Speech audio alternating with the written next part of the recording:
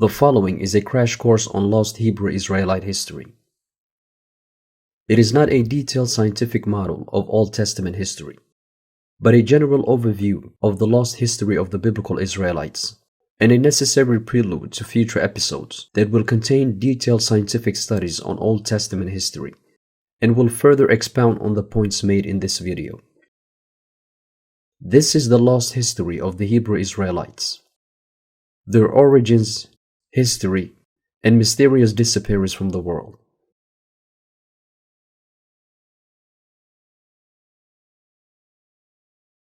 Israelite origin begins with the patriarch Abraham, the great-grandfather of the 12 tribes of Israel.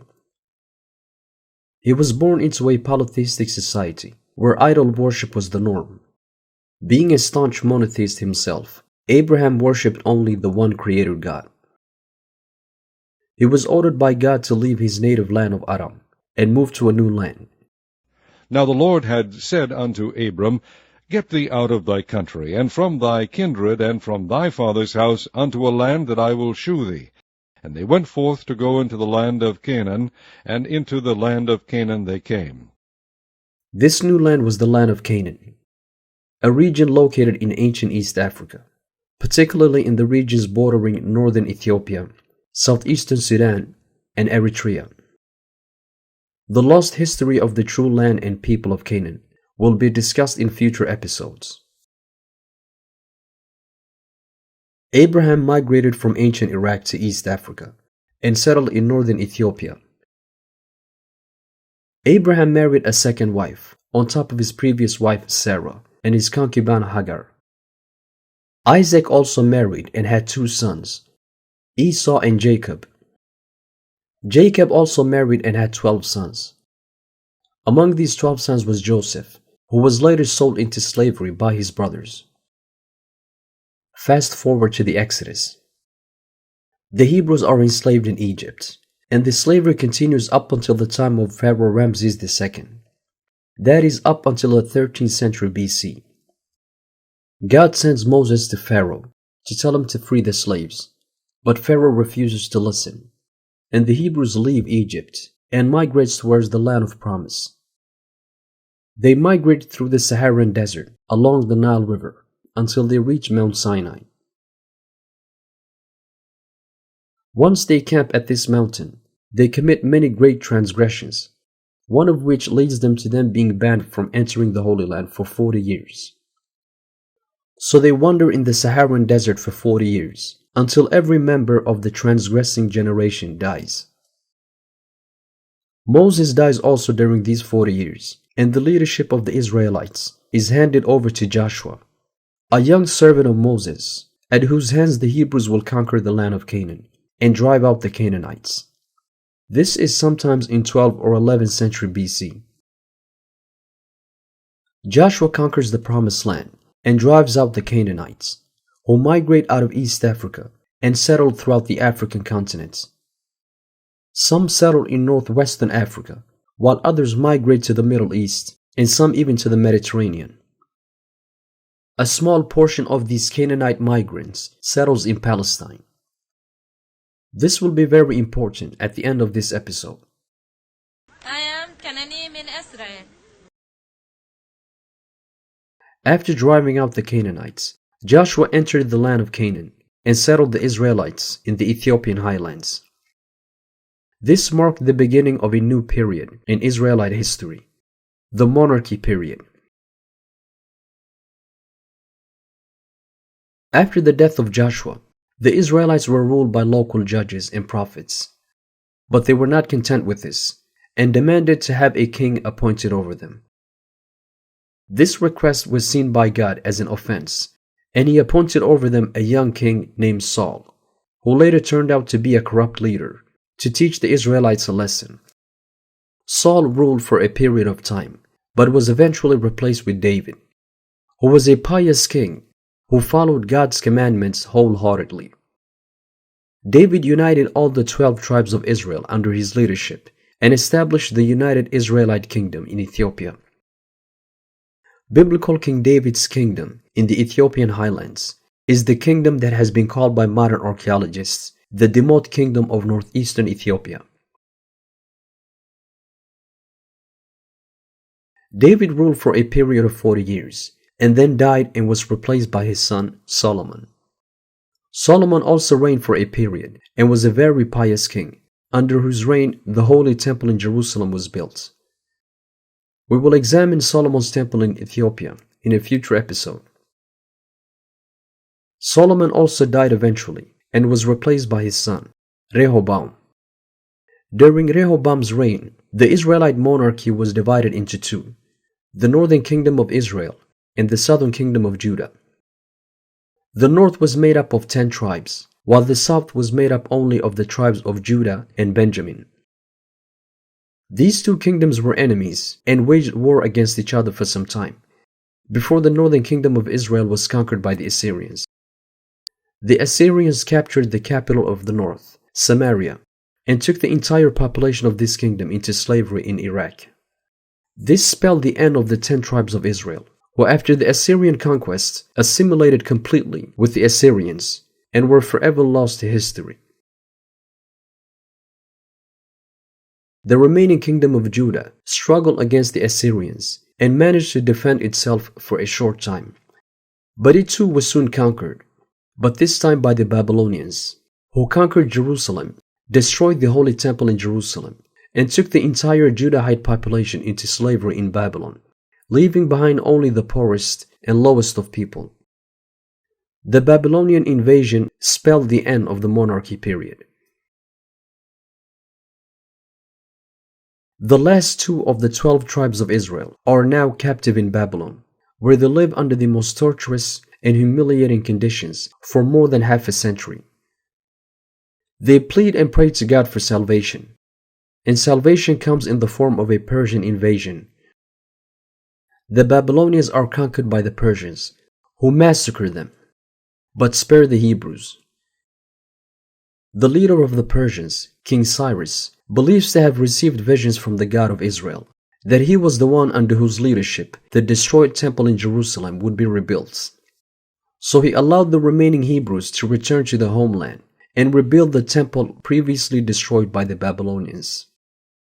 A very small remnant of the once great nation of Israel, consisting at this point of only a few thousand people, left Babylon and returned to Israel.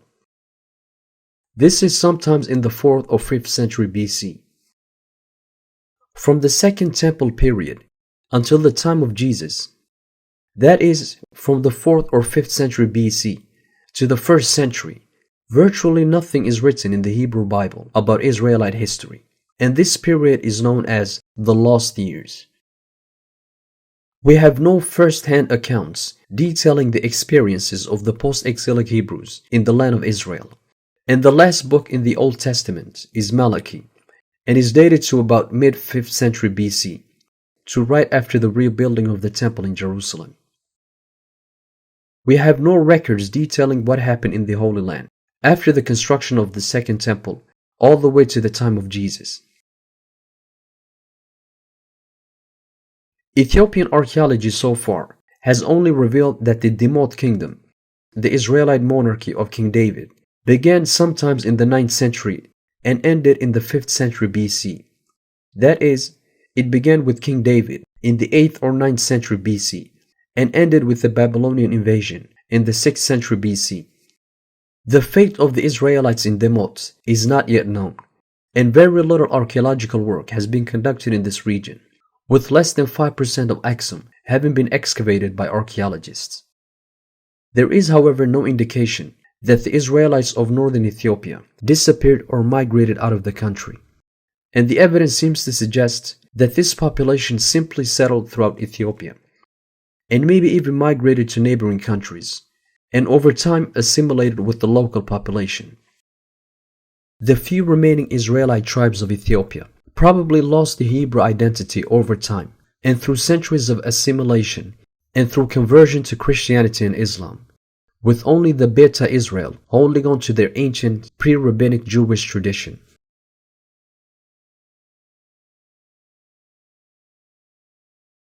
The Demot civilization is known to have lost power sometimes in the 5th century, and to have divided into smaller kingdoms. One of these kingdoms later evolved into the great Aksumite Empire that ruled Ethiopia from the 1st century all the way to the time of Mengistu in the 1970s, with some short breaks in between.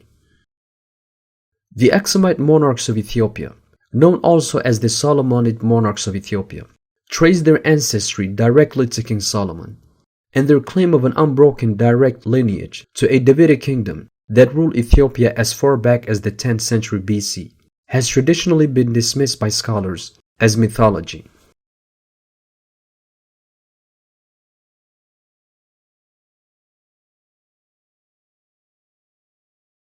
After the Persian conquest of Babylon, a small group among the Persians adopted the religion of the Hebrews and converted to Judaism. This was the first generation Jews, a convert nation that took the religion of the Hebrews, but did not share a common heritage with them, and therefore also could not return to the Holy Land with the Israelites, who after the Babylonian captivity had a strict ban on intermingling with any foreign nation. Ezra learns that many of the exiled Israelites that had come back, they had married non-exiles who had been living around Jerusalem. Some of them were non-Israelite. Ezra then appeals to the commands of the Torah that Israel was supposed to be holy and separate from the ancient Canaanites. But then he rallies all the leaders and enacts this divorce decree that says all these marriages should be annulled, the women and children sent away. So the Hebrews returned to Africa, and the Jews remained in Babylon. And from the time of Ezra all the way to the 9th century AD, there was virtually no contact between the Hebrews of Ethiopia and the Jews of Asia. Within a few generations, the convert Jews of Babylon convinced themselves that they were ethnic Israelites. Being the only practitioners of the Torah that they were aware of, these Jews began to identify themselves as the biological descendants of Jacob. Few centuries pass by and the Talmud is written, a commentary work on the laws and commandments of the Old Testament, but also on biblical history. In an attempt to understand biblical history, these Jews conducted a primitive Iron Age study and began researching the location of all the sites and landmarks that are mentioned in the Bible. Where was Mount Sinai? Where was the Jordan River? But most importantly, where was the land of Canaan, the land promised to the 12 tribes of Israel? And the Lord appeared unto Abram and said, Unto thy seed will I give this land. The only reasonable answer to the last question was of course that the land of Canaan could only have been in the region where the only Canaanites that these convert Jews were aware of lived at that time, in the area known today as Palestine. The area that these Canaanite tribes migrated to after being driven out of their original homeland by Joshua 1,000 years earlier. These Jews began to identify modern-day Palestine and neighboring regions with the biblical land of Canaan, and eventually began to settle there. They began identifying arbitrary sites in this region with biblical landmarks and began naming them accordingly. A random river in this region became biblical Jordan River.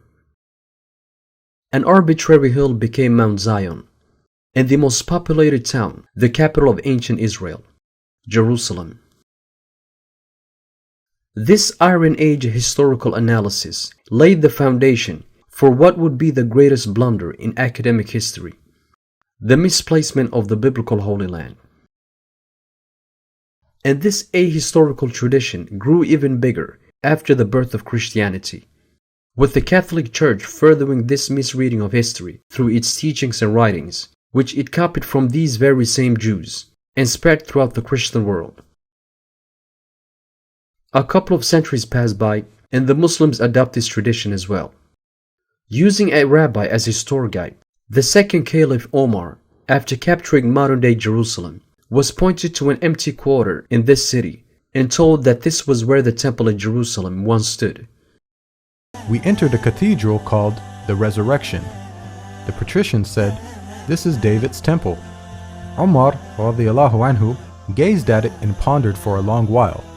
"You lie," he said. Right there he erected the very first mosque in Palestine, the Al-Aqsa Mosque, after the name used in the Quran for the ancient temple in Jerusalem. This misnomer would stick for another 1300 years.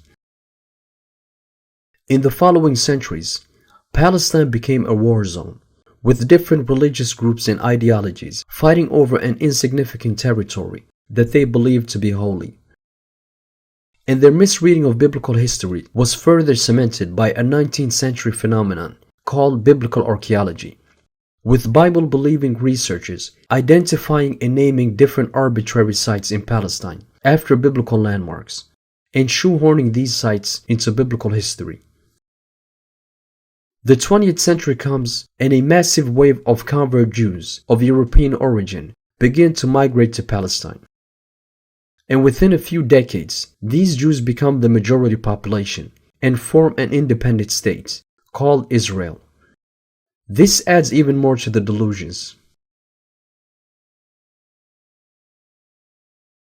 A misreading of history that originated in a primitive Iron Age society is now, more than 2,000 years later, still at the root of one of the longest lasting conflicts in human history. The conflict over the so-called Holy Land of Israel, with different groups still identifying an insignificant desert strip as the biblical Holy Land, and risking both life and safety over its possession and control.